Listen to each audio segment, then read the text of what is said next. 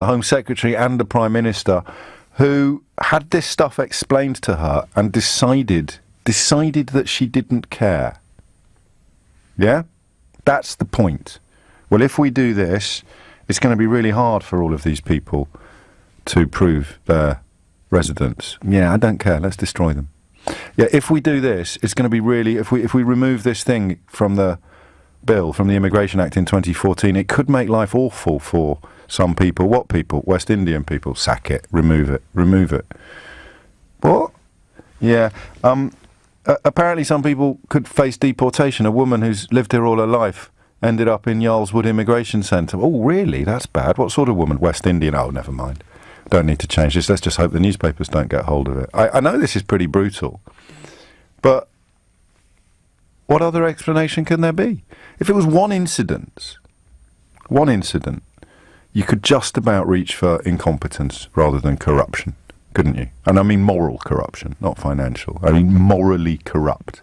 To look at two people suffering the same plight and care about one of them because they're white and middle class and not care about the other one because they're black and working class. That's morally corrupt. Theresa May is morally corrupt.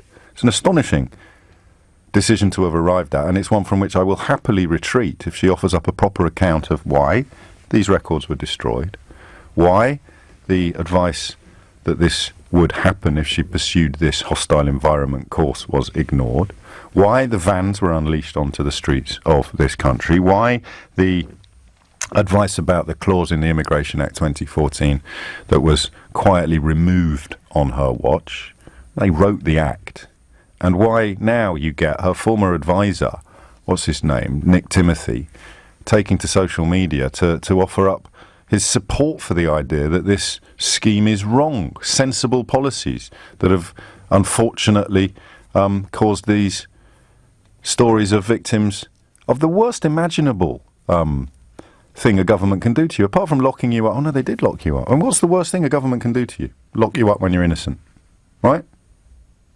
They're doing it. It's 2018. Innocent people are being locked up by the Conservative government because of mistakes made by Theresa May as Home Secretary.